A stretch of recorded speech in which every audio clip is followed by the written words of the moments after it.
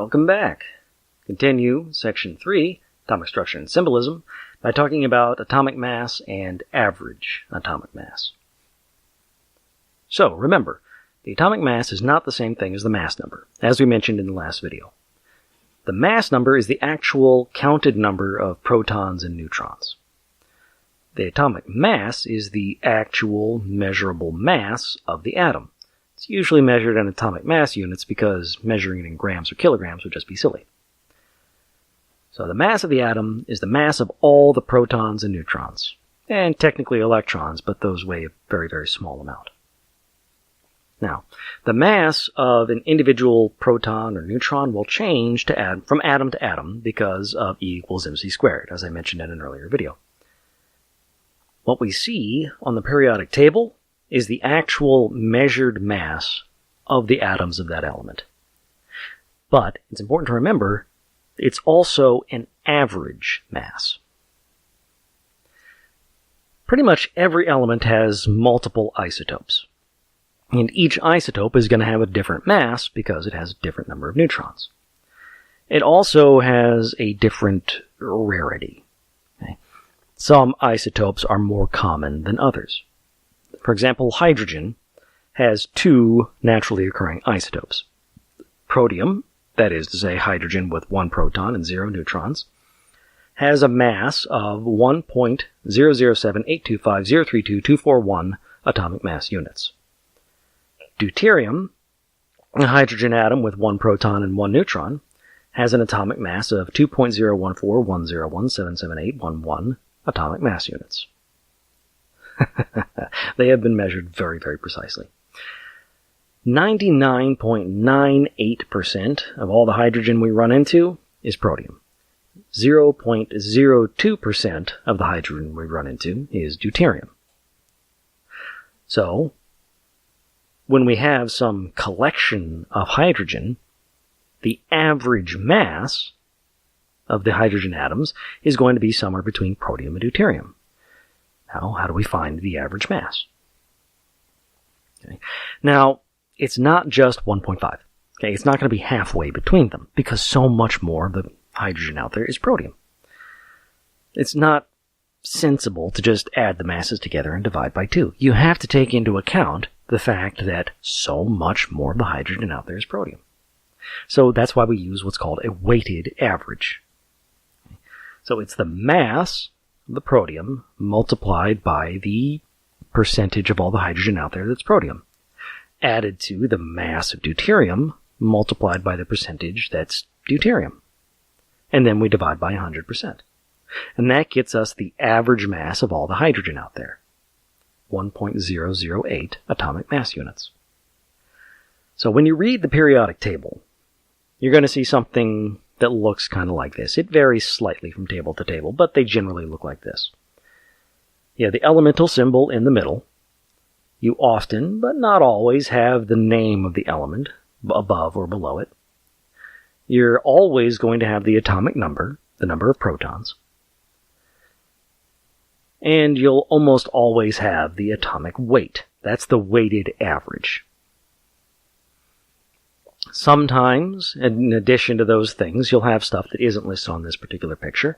You might have the common ions formed by that particular element, and you might have the common isotopes of that particular element.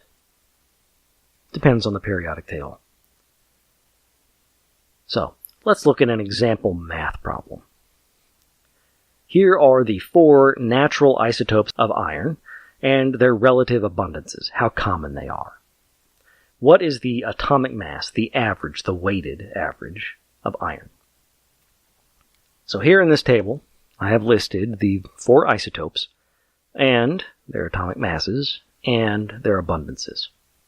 This way of writing out the isotopes is something that's a lot easier to write, especially on an old-fashioned typewriter, than trying to put the mass number in the upper left, as a superscript. So it's very common to see it written like this. The elemental symbol dash mass number. So each of these represents a different isotope. Iron 54, iron 56, iron 57, iron 58. So iron 54 is the isotope of iron with a mass number of 54. Iron is element number 26. It has 26 protons. So how many neutrons does iron 54 have? Go ahead and pause, do the math. And welcome back. 54 minus 26 is how you get the number of neutrons. So iron 54 has 28 neutrons. So we do the exact same sort of math for iron as we did for hydrogen on the previous page. 53.9396 for the atomic mass of iron 54 times 5.8448% plus 55.9349 times 91.754% plus 56.9, etc., etc. Add those, multiply those, add them together, divide by 100. Divide by 100, and that gets you the average atomic mass for iron, 55.85 atomic mass units. Here is a slightly more challenging problem. Chlorine has two naturally occurring isotopes, chlorine-35 and chlorine-37. Chlorine has an average atomic mass of 35.45 atomic mass units. What is the relative abundance of each of its two isotopes? So here we have the mass in atomic mass units of each of the two isotopes. Chlorine-35 is an atomic mass of 34.96885 atomic mass units. Chlorine-37 is 36.96590 atomic mass units. So this problem is a little bit challenging, but not all that bad. See, the thing is, you definitely have enough information to solve this just with the information I've given you. First off, we know that there's only the two isotopes. That's what I told you. So you have X% of chlorine-35 and Y% of chlorine-37. And because those are the only two isotopes, X plus Y has to add up to 100%. That's half of the problem right there, recognizing that X plus Y has to add up to 100. The other half is the fact that I already gave you the weighted average. So the mass of chlorine-35 multiplied by the percentage of chlorine-35 plus the mass of chlorine-37 times the percentage of chlorine-37 divided by 100 will add up to 35.45. Now, we have two equations, two unknowns. That means we can rearrange this top equation, solve for x. X is equal to 100 minus y. Then, we can plug that value in to the lower equation. Replace x with 100 minus y. That gets us this slightly scarier looking equation, 34.96885 times 100 minus y plus 36.96590 times y, all divided by 100 is equal to 35.45. There's a reason I prefer not to do algebra in these slides, but I'm going through it step by step for you anyway.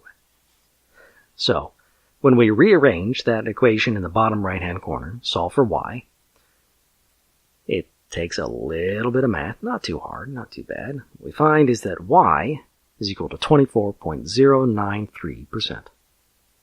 And because x plus y has to be equal to 100, that means x is 75.907%. That's an example of a more challenging problem, but not impossible. You just have to put together the facts that are in here and draw some conclusions that aren't directly stated. But those are that because chlorine has two isotopes, x plus y has to be equal to 100.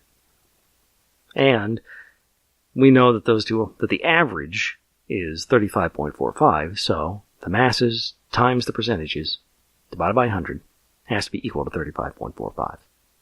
That information is all contained in the problem as given, but it has to be teased out. The point of showing you that was not just to show you a more challenging problem. It was also to point out that, that is how these sorts of problems can work. I can always go sideways on you, because anyone can memorize a definition. Anyone can memorize a particular fashion of solving a particular problem. That doesn't really show understanding. understanding these things means being able to flip it around, come at it sideways, come at it upside down. So don't just memorize things. Memorize the shape of things and learn how to play with them in your head. That is really the best way to come at it. And that does it for this one. See you next time.